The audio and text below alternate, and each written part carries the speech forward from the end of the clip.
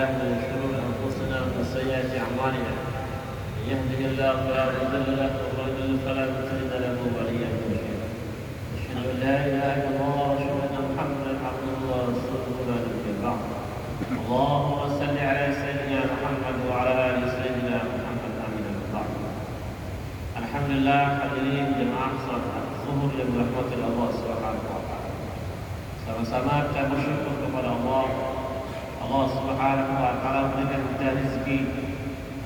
Setelah rezeki Allah jadikan sebagai nikmat untuk sama-sama menjumpai Ramadan yang berkah ini. Mudah-mudahan Allah Subhanahu wa taala terima semua amalan kami ya Rabbal alamin.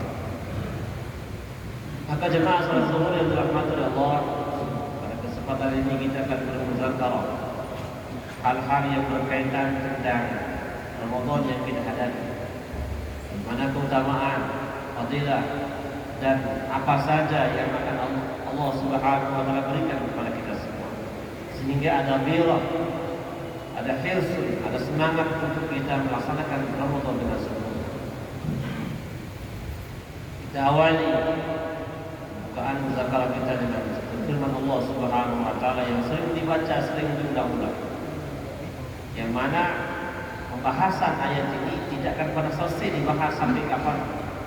Karena kedalaman makna Al-Quran memiliki 12 lapis makna. Semakin dalam maknanya semakin dekat kepada Allah Subhanahu wa taala. Mengatakan ya ayyuhalladzina amanu kutiba alaikumusiyam kama kutiba alal ladzina min qablikum la'allakum tattaqun.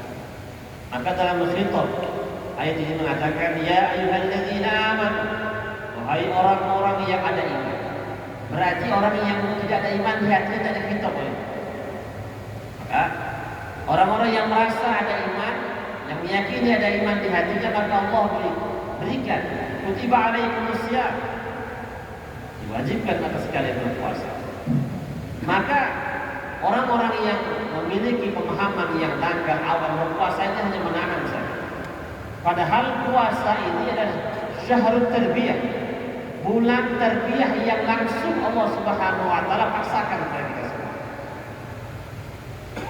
Allah berikan bulan-bulan tarbiyah supaya batin kita tauhidnya murni. Maka Syekh Abdul Jalali mengatakan, wahai ya ikhwan, wahai para saudara, luruskan pedang-pedang tauhid kalian dan tebaslah kemusyrikan yang masuk dalam hatimu. Karena sesungguhnya setiap kemusyrikan itu yang menyebabkan hidup kalian sengsara dunia dan akhirat.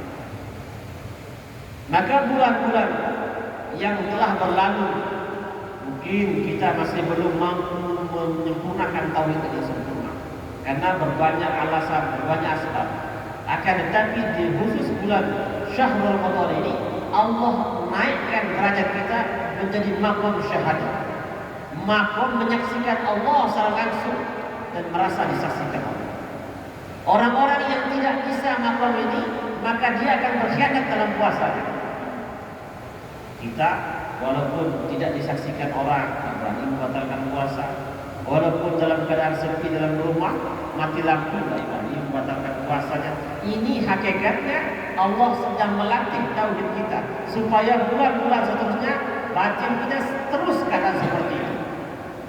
Bagi yang batinnya seperti itu, maka Allah jamin, Allah janji, dan innallaha la yukhlifu al-mi'ad, Allah tidak pernah melanggar janji. Apa janjinya? Yang mana dalam ayat tadi, la'allakum tattaqun, supaya dalam proses kalian melaksanakan tarbiyah tauhid agar kalian mendapat derajat takwa. Maka apa yang mereka peroleh setelah mereka takwa? Maka ahli-ahli dunia ini, kalau kita sudah S1 bisa ini, S2 bisa ini, S3 bisa ini, padahal itu tidak ada yang pasti. Janji-janji makhluk tidak ada pasti. Akan tapi janji Allah setelah Anda, kita semua peroleh derajat takwa, maka Allah janji, wa may yattaqillah yaj'al lahu makhraja. Siapa saja man syartiyah, siapa saja, laki, perempuan, orang kota, orang desa, orang Arab, orang Ajam, pejabat, rakyat, semuanya yattaqillah dalam dirinya istiqomah. Di situ menggunakan fi'il mudhari. Bukan kadang-kadang, ada terus ketakwaan dalam batinnya. Apa itu takwa? Batinnya yakin kepada Allah, zahirnya sempurna dengan sunnah. Bukan pengakuan, bukan penamaan, bukan gelar. Tapi takwa itu ialah imtithal awamir, mencontohi Rasulullah dalam mewujudkan perintah Allah Subhanahu wa taala. Maka Allah jamin yaj'al lahu makhraja. Menggunakan fi'il mudhari artinya selalu, always. Ia makhraja, solusi dalam setiap permasalahan. Berarti kalau kita masih buntu dalam permasalahan, Pak, ada yang salah dalam hidup kita itu. Ada yang salah, ini Allah sebut. Ciri-ciri orang yang imannya masalah itu, kullama aradu an yakhruju minha u'idu fiha. Tatkala mereka ingin mau keluar dari situ masalah, Allah kembalikan masalah ini besar lagi. Allah kembalikan masalah ini besar, sehingga hidupnya selalu dalam masalah-masalah. Akan tetapi orang yang beriman, orang yang sempurna dalam tarbiyahnya ini, tarbiyah puasa, tarbiyah tauhidnya, Allah berikan gelar nanti yudisiumnya waktu Idul Fitri. Maka Idul Fitri itu lapas yudisium daripada khotib ini minal a'idin wal faizin wal maqbulin. Kita umumkan itu Pak, bahwa sekarang anda yang hadir di hadapan saya, kata khotib, sudah mendapat gelar al-a'idin, kembali lagi seperti kama wala ta'mid batni ummi, keluar dosanya bersih 100% seperti baru keluar dari perut ibunya. Dan setelah itu wal faizin, berarti kalian akan sukses dunia akhirat. Tidak ada masalah celaka, tidak ada apa-apa lagi. Semuanya akan beres karena jaminan Allah. Ini kalau bagi jamin kita bilang kamu dapat rekor bahwa kamu boleh apa saja di Lombok Tengah ini, proyek boleh kan? Dapat rekor Pak. Ini Allah kasih rekor kita ini. Allah kasih rekor untuk mengelola dunia ini. Innal arda lillahi yarithuha ibadiyas salihin wal 'aqibatu littaqwa. Bumi ini Allah akan milik Allah, akan Allah serahkan kepada hamba yang saleh. Siapa itu yang saleh? Orang-orang yang endingnya itu takwa. Masya Allah. La ilaha illallah. Ini yang akan mereka peroleh.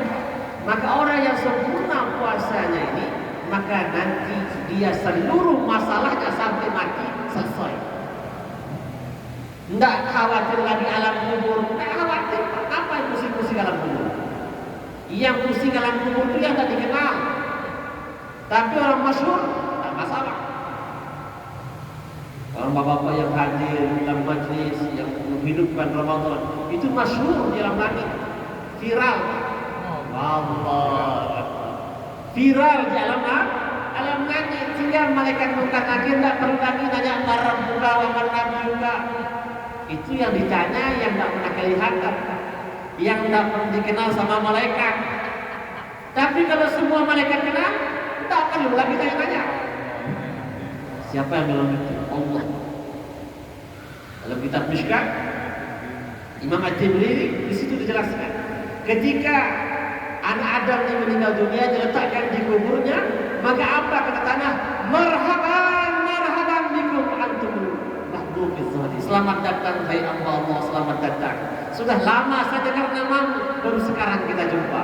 Masya Allah. Kenapa? Karena setiap hari Allah memviralkan namanya di seluruh alam semesta. Sebagaimana dalam hadis Bukhari, innallaha yubahikumul malaikata. Allah membanggakan namamu, nama bapakmu, nama klanmu, nama masyarakatmu di seluruh alam semesta. Sehingga kalau orang-orang soleh itu Pak, tidak perlu baca ayat kursi sama jin, tidak perlu. Tak perlu. Kenapa? Dengar namanya itu takut, jin, setan takut. Karena yang bukan saya belum sabda Nabi, inna syaitan yafirru an zillatil mu'minin. Setan itu mendengar nama orang beriman itu adalah lari ya. Allah, la ilaha illallah. Ini yang akan Bapak peroleh kalau puasanya sempurna. Maka Bapak akan jadi raja-raja di dunia ini. Karena hakikatnya Pak, kita ini raja. Makanya setan cemburu Pak. Malaikat sempat protes. Karena Anda ini raja semuanya. Cuma karena Anda tidak tahu diri jadi raja, maka kerjakan kerjaan mudah. Al-Quran, inni ja'ilun fil ardi khalifah. Saya jadikan kamu wahai manusia raja, khalifah raja. Masya Allah. Maka tata tertib raja itu Quran, undang-undangnya Quran. Maka kalau hidup kita sesuai dengan Quran, maka Bapak jadi raja sudah. Syekh Abdul Qadir Jilani menyebutkan dalam kitab Faidul Rahmani, man khafat lillahil haq, barang siapa yang betul takutnya kepada Allah, khafat kulli syai', maka seluruh alam semestanya akan takut kepadanya. Lianna Allah la yudhi'u 'amala 'amilin min ibadihi dzarrah, karena Allah tidak akan pernah menyia-nyiakan amalan hamba-Nya walaupun sekecil apa. Maka oleh sebab itu jamaah yang dirahmati Allah, pada sarana puasa ini kita belajar betul-betul tauhid kita, jangan sampai terkotori dengan hal yang lain. Maka puasanya orang awam ini hanya puasa di hadapan makhluk saja. Yang penting disebut puasa, tidak makan, tidak minum. Maka jasad tidak berpuasa. Tapi orang yang paham Allah Subhanahu Wa Taala, seluruh jawarihnya, akalnya berpuasa, pikirannya berpuasa, panca inderanya berpuasa dari perkara-perkara yang mendatangkan murka Allah Subhanahu wa taala. Karena orang menyebut azab neraka, ada yang lebih pedih pada azab neraka, yaitu murkanya Allah. Kalau murkanya Allah jauh lebih pedih dari neraka. Karena setiap innal ma'siyata ya'ti azabullah. Karena setiap maksiat ini mengundang azab Allah. Ya'ti sahtullah, mengundang murka Allah. Jangankan Pak murka Allah, murka istri aja dan enak Pak. Benar gak? Mas, jangan murka istri saja. Masya Allah, tidak enak betul. Apalagi murka Allah Subhanahu wa ta'ala. Maka sarana kita puasa ini Allah latih iman kita, tauhid kita, walaupun sepi tetap berpuasa. Karena amalan yang paling ikhlas dari semua amalan, Allah sebutkan dalam hadis qudsi, kullu amali ibad, semua amalan itu untuk hamba-Ku, illa shaum, kecuali puasa. As-shaumu li wa ana ajzi bihi. Karena puasa itu ikhlasnya murni untuk saya. Maka sayalah yang pantas memberikan hadiah. Maka hadiahnya yang paling tinggi, tidak ada hadiah lain lebih tinggi dari surganya Allah, itu takwa. Nah, takwa itu lebih tinggi dari surga. Surga ini adalah hadiah bagi orang takwa. Mana lebih tinggi hadiah daripada yang dihadiahi? Tentu lebih tinggi orang yang dihadiahi. Karena kita akan injak-injak itu surga. Masya Allah, la ilaha. Maka orang-orang yang betul batinnya merasa melihat Allah, merasa dilihat Allah, maka khawatir. Maka sifat-sifatnya orang seperti ini, tatajafa junubuhum 'anil madaji' yad'una rabbahum khaufan wa tam'a wa mimma razaqnahum yunfiqun. Khawatir, hari-harinya dipenuhi dengan tidur. Karena takut nanti waktu-waktu yang berjumpa dengan Allah itu terlewatkan. Khaufan wa tam'a, takut kepada Allah, berharap kepada Allah. Dan ciri-ciri mereka ketika ada rezeki mereka infakkan, ada ilmu mereka infakkan, ada tenaga mereka infakkan. Ini ciri-ciri mereka. Mudah-mudahan kita semua termasuk seperti ini. Maka jamaah yang dirahmati Allah, sebagaimana yang kita bahas tadi, ketika kesempurnaan puasa yang kita jaga, maka gelar takwa itu. Pertama tadi hadiahnya, wa may yattaqillah yaj'al lahu makhraja. Barang siapa yang dapat gelar takwa, seluruh solusi hidupnya Allah yang tanggung. Dan tidak hanya itu Pak, wa yarzuquhu. Wa yarzuquhu ini artinya selalu, always. Tidak, kadang-kadang mendapatkan rezeki min haitsu la yahtasib, tidak pernah terpikirkan olehnya. Makanya orang beriman itu pasti senang pak hidupnya. Orang takwa itu pasti senang. Berarti orang belum senang, ada masalah dalam imannya. Karena ketika orang beriman itu memandang masalah, tidak pernah mengatakan masalah besar. Tidak pernah. Karena mengatakan, hei masalah kamu tidak besar. Karena Allah Akbar, karena saya punya Allah yang besar. Allah. Masa kalah sama anak kecil pak? Kalau dia kelahi, awas laporkan sesuai ibu saya. Itu anak-anak. Begitupun kalau kita cari masalah, masalah nanti kita laporkan sama Allah. Kita belajar kun saghiratan indallah. Jadikanlah tamu kita seperti anak-anak. Kan setiap anak-anak ini kelahi sama kawannya, awas tadi saya laporkan sama ibu saya. Selalu seperti itu. Jadi kawannya takut. Begitupun kita ketika ketemu masalah apa saja, lapor sama Allah. Selesai. Nah, kapan kita dapat seperti ini? Ketika takbir kita jujur, Pak.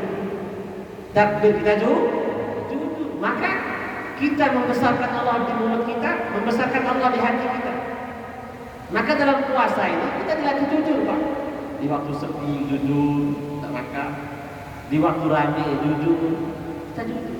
Begitupun ketika jujur takbir kita Allah Akbar, akal, ilmu, pikiran, amal kita tidak ada yang besar kecuali Allah, maka wujud semua janji Allah Subhanahu wa taala. Kenapa Rasulullah berkata kepada orang Islam begitu banyak? Di mana-mana terjadi kesusahan orang Islam karena mereka tidak benar, Pak. Takbirnya belum benar, imannya belum benar, termasuk kita semua. Apa susahnya bagi Allah menjadi sayapnya?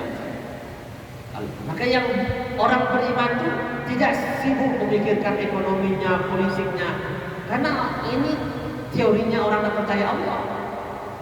Ini masalahnya politik indah. Masalahnya orang beriman karena dia yakin janji Allah. Man aslaha ma bainahu wa bainallah aslaha Allah ma bainahu wa bain khalaiqihi. Barang siapa yang memperbaiki hubungan mereka dengan Allah, maka Allah perbaiki hubungan seluruh makhluk. Maka orang ahli Allah, ahli tauhid, ahli iman, ahli marifat itu tidak sibuk antar proposal kepada makhluk. Tiap hari antar proposal sama Allah, malam nangis sama Allah. Jangan demo pemerintah, Pak. Ini pemerintah saja demo, sholatnya berantakan. Sekali-sekali demo Allah, Pak ya. Demo Allah nangis, demo Allah, demo. Semua kita malam-malam demo ya. Insyaallah. Mumpung Ramadan, ya Allah, luruskan iman ya Allah, pemerintah kita ya Allah, pejabat kita ya Allah, ulama kita semua. Nah, insya Allah, kalau kita mau lurus dalam Ramadan, kita mau jadi ahli tauhid, Pak. Sehingga ketika iman kita ini bisa memadamkan penderitaan dunia, maka otomatis penderitaan akhirat padam. Bagaimana iman kita ini belum bisa menyelesaikan masalah dunia apalagi masalah akhirat? Yang kecil, masalah dunia tidak selesai dengan tauhidnya, dengan imannya. Apalagi wal akhiratu khairu wa abqa. Maka dengan mimpi, Pak. Mimpi namanya itu. Yang kecil, wa mal hayatud dunya illa mata'ul qalil. Tidak ada nikmat dunia kecil-kecil. Tidak selesai dengan sholatnya, tidak selesai dengan imannya, tidak selesai dengan takwanya, apalagi neraka yang besar, apalagi kubur yang lebih dahsyat. Maka oleh sebab itu, mari kita gunakan waktu-waktu Ramadan ini luruskan tauhid.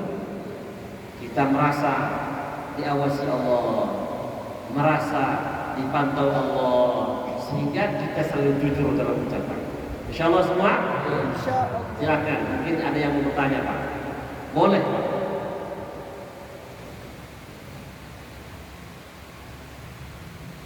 Silakan. Ya boleh. Ada yang tanya. Tangan.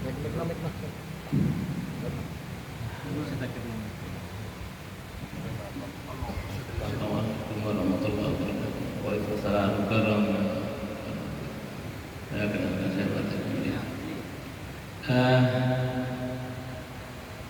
Menarik, terharu, yang Ada beberapa hal yang ingin saya sampaikan terkait kegiatan kita hari-hari, ya, menyangkut terkait dengan maksiat dan maksiat. Jadi di tempat kerja kita dihadapkan dengan berbagai macam agama, ya. Di tempat kita itu banyak agama, sehingga mereka tidak berjilbab, tidak segala macam. Dan mereka itu ada di hadapan kita. Katakanlah kita satu ruangan dan duduk bareng. Mau kita tidak lihat, memang kita di depan. Bagaimana ini terkait dengan nasihat? Mereka kita mau suruh jilbab, tidak bisa, dia tidak Islam. Bagaimana ini Ustaz, ya, menyikapi hal-hal seperti ini? Mungkin itu aja dulu. Assalamualaikum warahmatullahi wabarakatuh. Saya jawab dengan dua pertanyaan. Yang pertama, sebelum kita menentukan pandangan, maka hati dulu ditentukan. Karena tidak hanya melihat perempuan yang berdosa, melihat apa saja itu berdosa. Apabila yang kita lihat itu berkesan di hati kita. Tidak hanya melihat perempuan, melihat apa saja. Melihat mobil kah, motor kah, rumah kah, itu membuat kesan di hati, mengganggu hidup kita, itu berdosa. Maka sebelum tundukkan pandangan, tundukkan hati. Yang pertama. Kemudian yang kedua, yang namanya berjalan di tempat yang becek, pasti kita kena dengan percikan. Maka bagaimana supaya bersih? Ketika kena langsung basuh supaya bersih. Itu yang disabdakan Nabi, ittabi sayyi'atal hasanata tamhuha.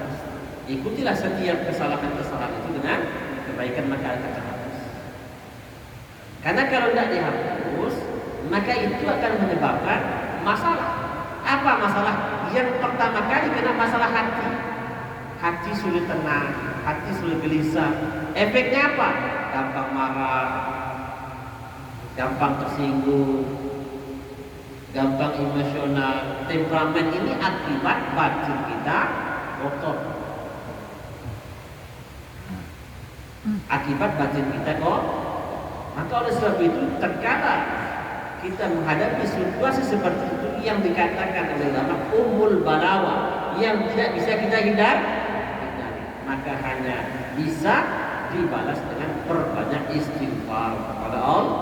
Astagfirullah. Karena tidak bisa kita menghindar, karena Bapak memang sumpah jabatannya di situ. Allah Bapak kirim di sana, tidak bisa menghindar. Nah, maka fikihnya pun maka tundukkan hati sebelum tundukkan pandang. Ada lagi yang lain, Pak? Silakan. Ya. Ini kita stop. Assalamualaikum warahmatullahi wabarakatuh. Waalaikumsalam. Masalah menanyakan masalah ihsan dalam sholat. Jadi seolah-olah bisa melihat Allah kalau tidak yakin bahwa dia Allah. Nah, ini minta penjelasannya. Jadi ihsan ini, Pak, artinya merasa kita diperhatikan Allah. Perasaan seperti seorang bapak kerja di kantor, diawasi CCTV, Pak. Padahal bosnya sedang di kantor, tapi karena di CCTV ada, tetap kerja. Dianggap bosnya memperhatikan. Itu, Pak. Walaupun bosnya ada di sana, tapi punya CCTV. Dia merasa bosnya lihat di ruangannya, padahal bosnya sedang di luar. Jadi merasa diperhatikan, sehingga dia tak berani kerja yang sembarangan. Begitupun kita merasa diawasi oleh Allah Subhanahu wa Ta'ala, karena kita yakin Allah itu alim, Maha, Allah Sami, Allah Basir, Maha melihat, Maha melihat. Sehingga itu yang menyebabkan hati kita tidak berbalik kemana-mana, malu sama Allah. Masa kita lebih takut CCTV, Pak? Ini gambarnya CCTV ini kan benda. Nah, kita takut padahal bosnya tidak ada. Begitupun kita memang secara zahir pandangan mata tidak melihat Allah itu, tapi batinlah yang melihat. Sebagaimana Bapak tidak melihat bos tadi depan, tapi yakin ada CCTV yang melihat. CCTV kan bukan bos. Nah, begitulah seolah-olah perasaan. Insyaallah mungkin kita ada. Kalau mau yang lebih lama, silakan bisa sama-sama. Nah, insyaallah mungkin cukup Pak. Mudah-mudahan nanti kita bisa lanjut lagi pada kesempatan yang lain. Mudah-mudahan Allah Subhanahu wa taala luluskan kita dalam tarjah Ramadan ini sehingga nanti kita dapat gelar takwa dan menjadi ahli surga bighairi hisab. Amin. Ya rabbal alamin. Aku qauli hadza astaghfirullahi wa lakum wa lisairil muslimin wal muslimat. Assalamualaikum